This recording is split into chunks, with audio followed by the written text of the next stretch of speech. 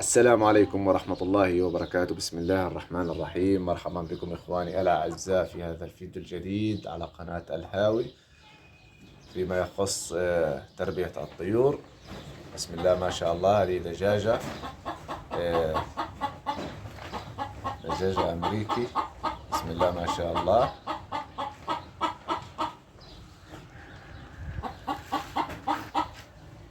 لا تنسوا إخواني الكرام الاشتراك في القناة وتفعيل جرس إشعارات القناة حتى يصل إليكم كل ما هو جديد فيما يخص تربية الطيور والدجاج والحمام وطيور الزينة مثل طائر الحسون والكناري وطيور الزبرة فينش والحمام البري. بسم الله ما شاء الله تبارك الله.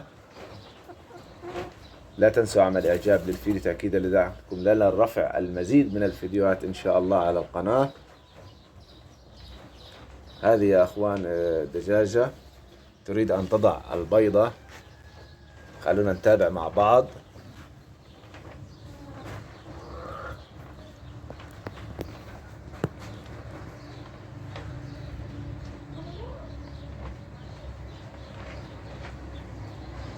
لو انتم شايفين يعني دجاجة بدها تبيض.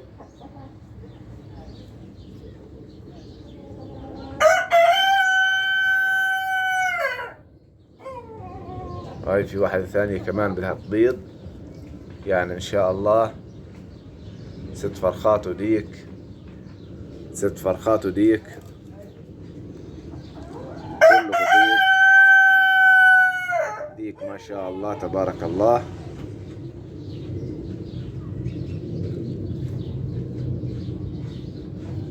يعني مرحلة وضع البيضة تقريبا ما بين ربع ساعة إلى ثلث ساعة أو نصف ساعة تكون قد وضعت البيضة إن شاء الله.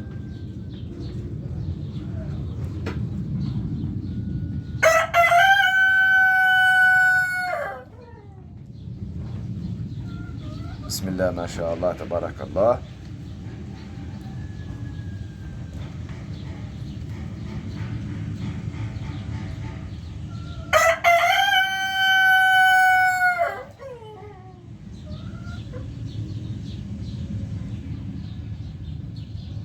لمزيد من الفيديوهات حول تربية الدجاج وعن الطعام الذي نقدمه للدجاج هناك فيديوهات داخل القناة يمكنكم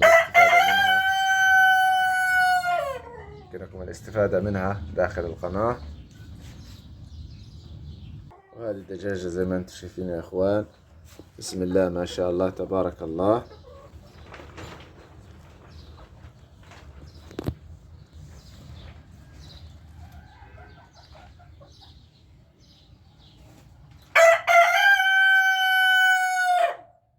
ولا تنسونا من صالح دعائكم. دمتم في امان الله وشكرا لكم والسلام عليكم ورحمة الله وبركاته.